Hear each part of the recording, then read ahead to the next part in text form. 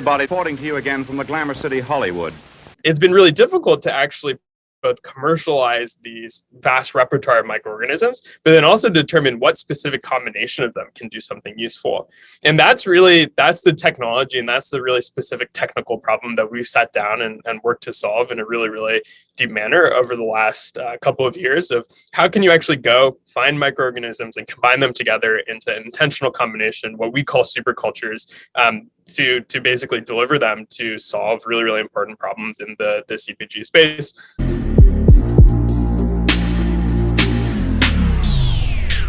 If you love listening to this show, please consider giving a rating and a review on Amazon Alexa or wherever you listen. We want to continue bringing you this amazing content, and part of our ability to do that means that we need a big audience. Now, it may not seem like much, but rating and reviewing the show will help more people find us, just like how you found this show. Simply on any podcast platform, search for a show, scroll down to the bottom, and push 5 stars. It's that easy. Thanks for supporting the show.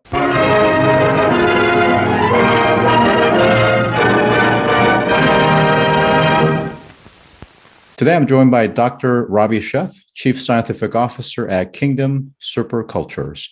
Welcome to the show today. Thanks so much, Scott. Excited to be chatting today. So you have a PhD in systems biology and have contributed to many referee journals such as Science, Nature Biotechnology, Nature Methods, Nature Microbiology, for instance. Can you tell us at a high level about the importance of gut microbiome? Yeah, absolutely. So my background is very much coming from the academic field, where I spent quite a while in Harris Wang's lab at Columbia, studying the gut microbiome and how the thousands, if not many more, species and strains of microbes in our guts influence and impact human health and disease. A lot of my research was really focused on new measurement tools and technologies to actually understand the complexity of these really, really complex systems. And if you think about it, it's actually a really, really exciting, complex system to be studying. You have thousands of these individual units of actions, these strains, and they interact with each other in really, really complex ways. They're competing for nutrients, they're making all sorts of compounds, and those compounds are kind of influencing the growth of some microorganisms, reducing the growth of other ones. But our actual ability to measure and interrogate these systems are really, really difficult. Like in ecology, if you go out into a field and you want to see, the trees and the bugs and the animals that are there, it's pretty easy. You can see them with your own 2 eyes and you can count them and you can study them. But for microbes, it's a very different story. They're so small that, it's not like going to the outside world where you can say, hey, like there's these individual things. And it's really difficult to actually understand what they do. Like what metabolites are they making? What are their modes of interaction in ecology with other units of action in these systems? And so a lot of the work we're doing is really going in and trying to understand, how do these microorganisms interact? How can we actually pull out and culture and work with individual units of action? How can we look at their spatial interactions? How can we look at their transcriptional responses? And a lot of the work we did is super fascinating. We were able to go in and understand how different microbes interact with each other and respond to things like dietary changes. We were able to go in and actually start culturing previous microbes that had not been able to be cultured before. And all of this really contributes to this like improved understanding of the real complex role that microorganisms and microbes play in human health and disease and many processes well beyond that. Well, I think you're just scratching the surface in terms of the complexities, and it is massive. And really, it's an area where there's going to be a lot of new profound insights to be had. On an anecdotal note, my daughter is of the opinion that we don't actually control our own body, mind, or emotions, because really these gut microbiomes really control just about everything. Now, tell us about your work at the Bill and Melinda Gates Foundation as it pertains to the intersection of food and microbiome and the effects on malnutrition. Yeah. So I basically had a very academic path where after I finished my undergrad, I went directly into a PhD program. And if I hadn't really spent this time at the Gates Foundation, I think I would probably be on a very similar academic track, like doing postdoc or going into tenure track faculty position. But I had the really, really fortunate opportunity of spending like a summer at the Gates Foundation and subsequently collaborating on a number of items like past that. But spent this summer working on the childhood malnutrition and maternal health teams at the Gates Foundation. And it was a super eye-opening experience where we're really focused on delivering new interventions, focused on the lens of the gut microbiome and gut health to impact malnutrition globally. And it was this really, really fascinating space where obviously malnutrition is this really, really complex problem. People have been thinking about this for decades, if not many, many decades previously. But the whole understanding of the gut microbiome really starts to upend and create new opportunities to think about impacting health, impacting nutrition.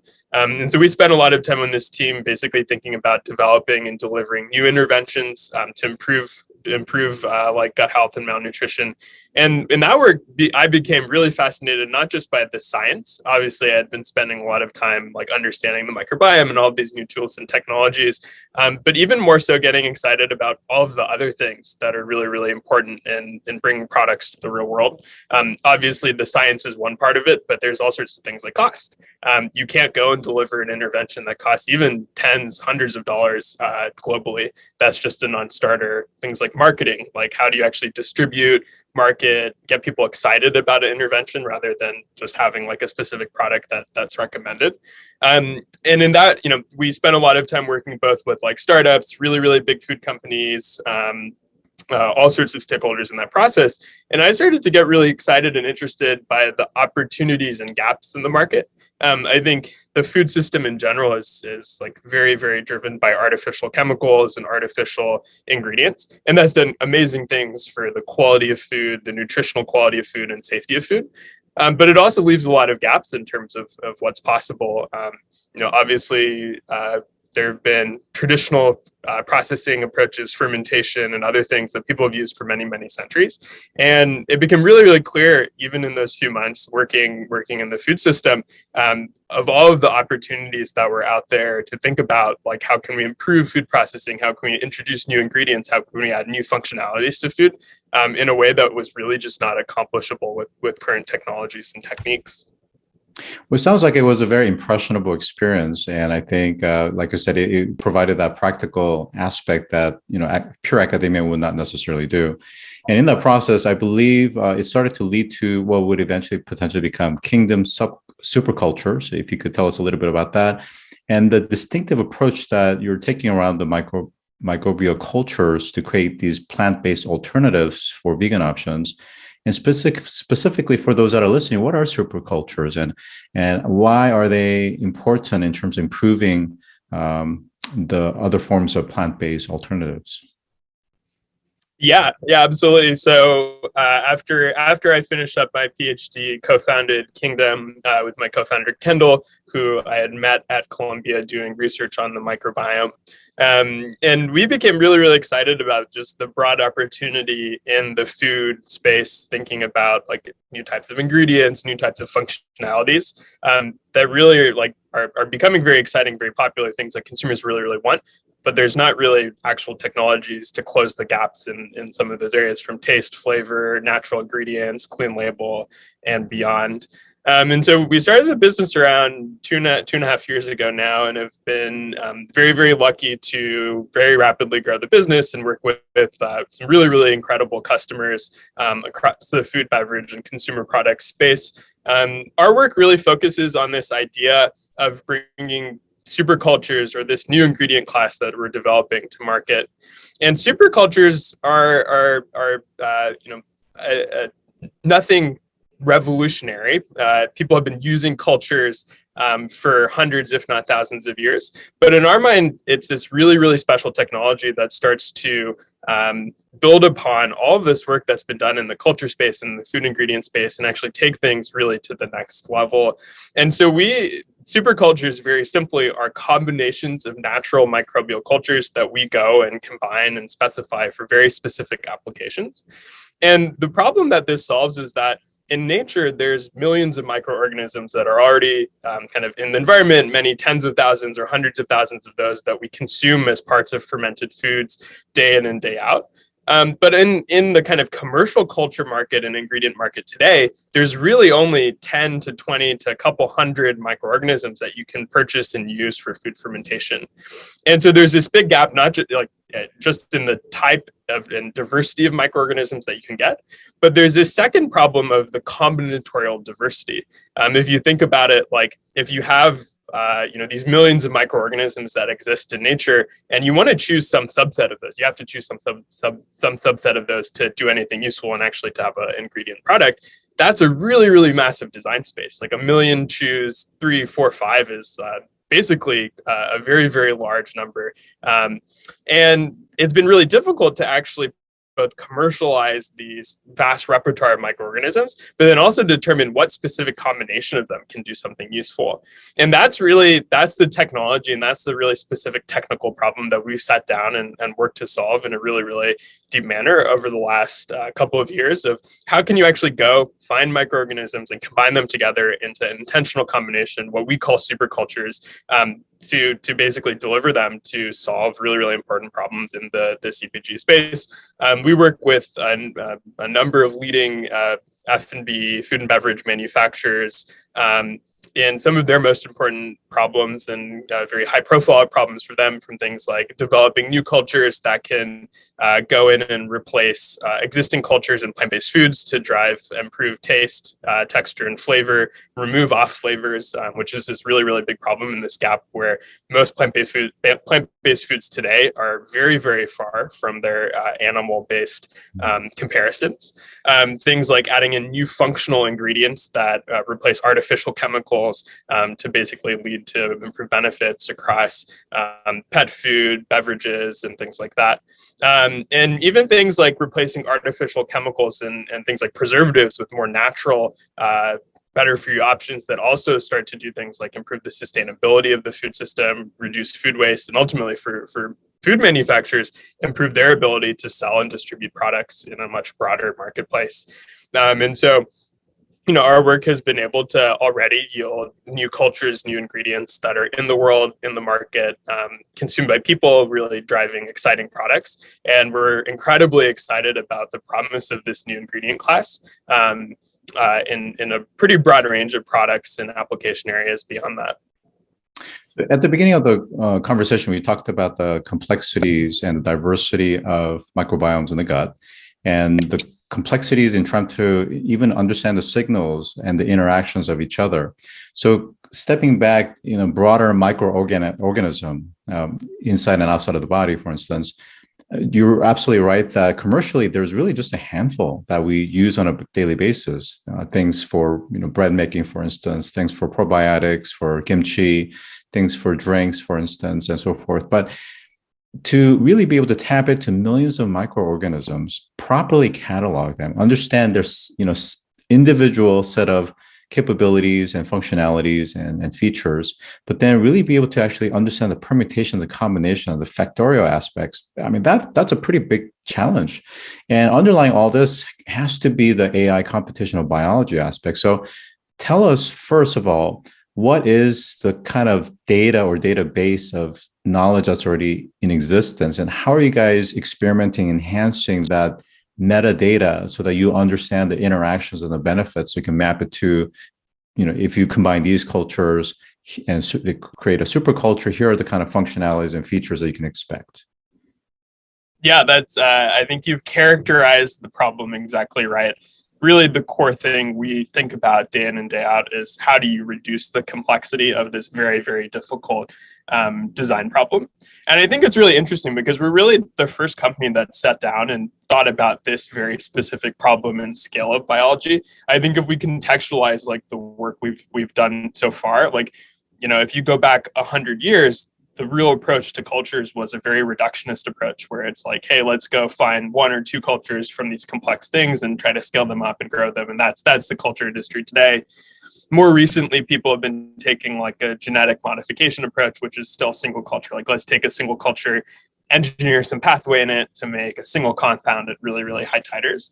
And I think we're taking this very different approach, which is very like systems and ecologically driven. Of instead of doing all of that, why don't we think about this like a systems problem? And can we take all of these millions of microbes and mix and match them and kind of exploit the underlying diversity that biology already has figured out? And it's actually really interesting because I think your question gets at really the heart of the technological problem we have to solve. And we've thought about this really in really trying to build out like differentiated technologies in a couple of spaces. And so for us, the first focus area is really just cataloging and collecting microorganisms. We spent a lot of time basically going out and isolating in an automated manner tens of thousands of microorganisms. We have coverage across all sorts of sources, from fermented foods, from plant-based sources. In industry, really, most of these cultures come from dairy-based starting points, which is obviously problematic if you think about trying to use these cultures for plant-based alternatives and other like vegan applications. And so that in and of itself is a really logistically intensive and technologically intensive problem where it's not just finding these microorganisms, but characterizing them. How do you work with thousands of microorganisms in parallel? And there's all sorts of like automation approaches, biological approaches we built out there. The second area is really around measurement. What we've really come to understand and learn is that it's one thing to be able to catalog and have access to these microorganisms, but it's another thing to actually make measurements that matter of these microorganisms and their function. And so we've spent and invested a ton of time and energy in novel types of measurement technologies that allow us to actually understand microbes and measure their output in a way that actually gives us information that's not just like interesting, but links to real consumer benefits. And so we have a lot of like flavor mapping and chemistry mapping of the outputs of these fermentations. How do these actually impact like human perceptible flavors and off flavors associated with plant-based foods and desirable flavors associated with those sorts of products we're trying to generate. So chemistry is a really deep focus for us. Genomics is a really deep focus for us. Also, imaging has been a real area that we're building out a lot of data around. Of like, if you look at a microorganism, what does it physically look like? When it grows, like what's its size, what's its shape, what's its morphology? There's a ton of information encoded in just the physical appearance of these microbes.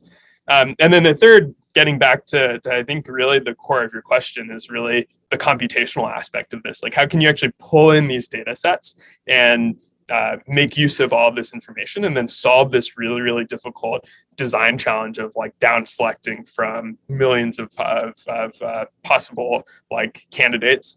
And there, I think that's been a really, really interesting computational and kind of algorithms exercise, because in many ways it's like building a new design language. Like, it's very similar to like in electronics when you're constructing a circuit, like you have to have all of these individual parts, resistors, ICs, and they connect to each other in very specific ways. And we know the inputs and outputs and kind of have predictable information of how each of those components work and how they interact with each other. And we think of our work thinking about these communities in a very similar way. Obviously, there's dramatic differences between a resistor and a microbe. But a lot of our work focuses on how can we actually understand and characterize these individual units of action, understand how they interact with each other, and then build these microbes and communities from a bottoms up like engineering point of view of understanding potential interactions and using that to really reduce the design space. And so there's tons of like tools and approaches there that we've built out around characterizing the individual microorganisms, understanding and parameterizing their interactions, predicting from all these sorts of data sets the stability and outputs of multi-species communities. In many ways, it's really like building out an entirely new engineering design language. Like, how do you think about this entirely new class of raw materials and really how they can be built from the bottom up? So as I'm listening, it's clear to me in terms of your go-to-market and what your initial use case is around in terms of food applications and ingredient aspects. But really, I think the systems and the methodology that's being developed is going to be a huge benefit for the biotech industry. I got to believe this is a huge tool set and a kit that currently does not exist. Is that correct? Absolutely. Yeah, I think we've really tried to be razor focused in the food and beverage space, and that there's a number of reasons there. I think one is that it's something that you get and you see the value in very immediately. Like, I can take one of our products, taste it, and immediately understand with my own physical senses why it's awesome. And so there's a really quick design loop. Obviously, from a regulatory and scale perspective, we've been really focused on how do we bring real products to market, and really close this gap in the biodesign space where many products today may take five plus years to go from an idea to someone physically interacting with that. And validating that it's a real product that somebody wants. And so we've been razor focused in the food and beverage space. Like I said, I think we've been able to get products out into market very, very quickly, which we're incredibly proud of, across the entire team of our design cycle and velocity in products. But ultimately, we think that this technology has really broad implications across a number of verticals and sectors. The ultimate reason is microbes are everywhere. Like, microbes are in our food, microbes are on our bodies, inside of our bodies, in the food that we grow, in the environment, in waste systems. They're basically everywhere. And we think that there's an incredible amount we can learn from the microbes that are already out there and all sorts of new applications, all sorts of things from agriculture, like improving the productivity of crops, improving health Absolutely. Of animals, waste management, like improving the cleanliness of and smell of various waste streams. There's all sorts of applications of this, and I think that's what really excites us, is like the ability to learn from what biology has already been able to create and offer us, and start to harness that in a predictable manner. I mean, in some ways, we think a lot about different new technologies and how, what does that design cycle look like? And I think in many ways it's not dissimilar from if you go back dozens of years to the chemical industry, where what you had to do is really sit down and start, what are the units of action? What are these building blocks? And then you can start to understand how they work together. And many of the things that people have been able to invent with chemistry would not have ever been predicted. Plastics and polymers enable all these sorts of applications, from Ziploc bags to fittings. And, if you sat down in the beginning of the 20th century and said, would Ziploc bags be possible? You wouldn't even be able to conceive that that's an output or a technology that could improve people's lives. And so I think for us it's very similar, where we think that we're really only scratching the surface of what's possible. And there's all sorts of applications and inventions that we're not even thinking of today that could be really, really profound.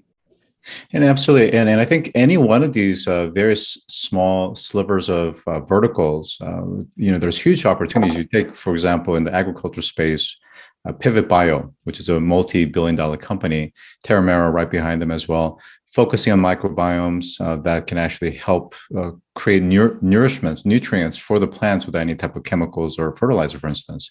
So there's a huge amount of benefits. You talked about water.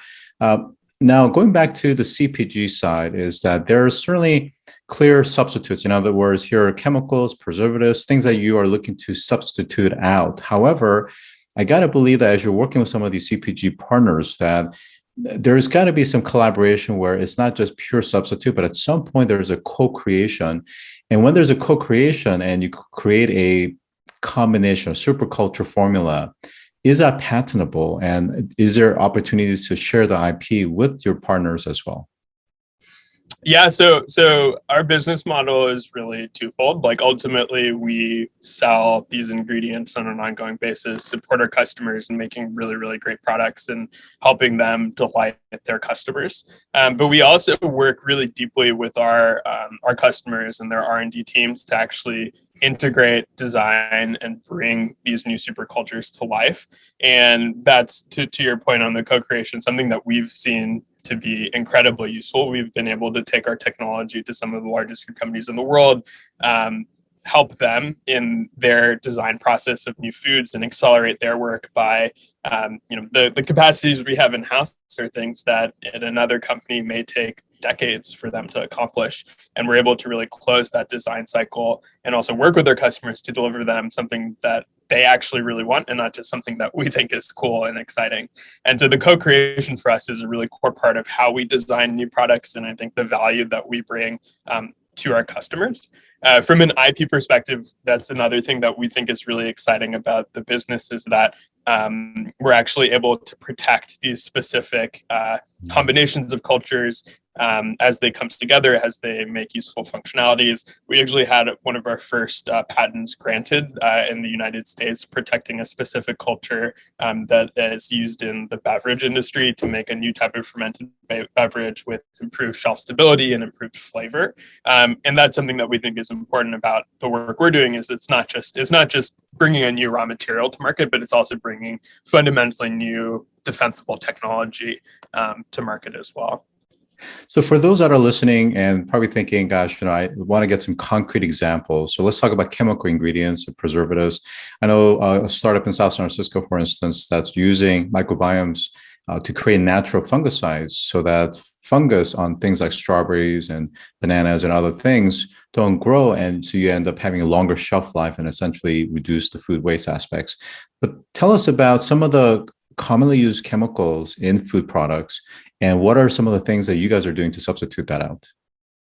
Yeah, that's a great question. I think one of our first products, again, like this beverage example, where we designed this new culture that basically improves the flavor of a base, does this entirely naturally, and results in a shelf-stable product. And that's actually being used today by a number of manufacturers. One of them is the national kombucha company, Tribucha, that distributes this like fermented beverage in hundreds of grocery stores nationwide. What's really exciting about that technology is it replaces multiple artificial ingredients. So, for example, like if you compare it to a soda, this replaces artificial flavors. It also replaces artificial preservatives or preservative technologies, where this product is actually shelf stable based on the microbial metabolites that are made and doesn't require like an artificial preservative. That's one example, I think, in the beverage space.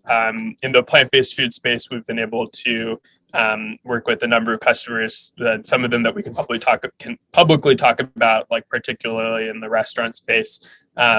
We worked with 11 Madison Park, which is one of the best restaurants in the world, on their plant-based menu, where we're able to bring them new cultures that really drive exciting, like dairy flavors, but in plant bases. That really replaces a number of, like, the only alternative there is basically using artificial flavors or even like dairy derivatives, which obviously for a vegan product would not be acceptable.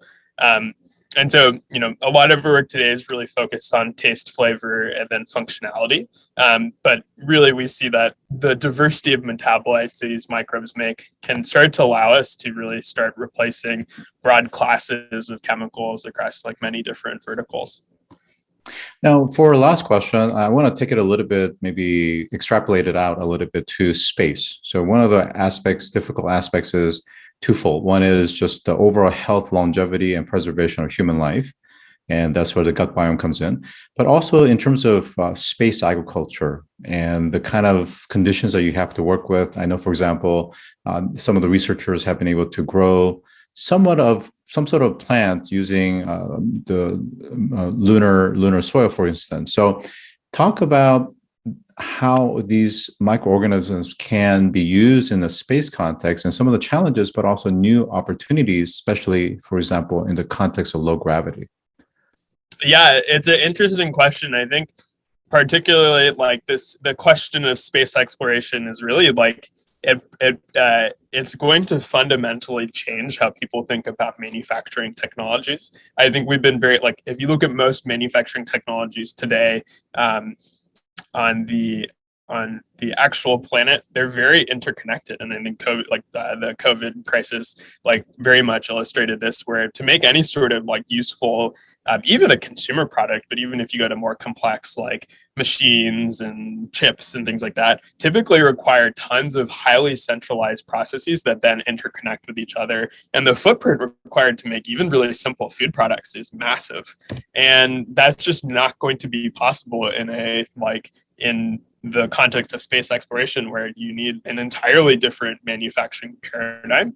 And I think what's really, really exciting about the sorts of technologies that we're working on is that they're inherently distributable. Like you can basically take these manufacturing technologies and scale them, do them at very small scales, reproduce them. For example, take one of our cultures and make a preservative, and take one of the cultures and make interesting flavor. Take different input streams and convert them to the same output. And I think really, both here on Earth, but also really forced through a forcing function from a lot of these like frontier space exploration type initiatives. Like that's really going to change a paradigm shift in how we think about manufacturing. And I think these sorts of biodesign and biological based approaches are going to play a really, really core part of that transition. And I can agree with you more. And with that, I have been joined by Dr. Ravi Sheth, Chief Scientific Officer at Kingdom Supercultures. Thank you for joining today. Thanks so much, Scott. If you've enjoyed this episode, take a moment to rate our show on any podcast platform that you listen to. Scroll down to the bottom and push 5 stars. It's that easy. And as always, thanks for listening.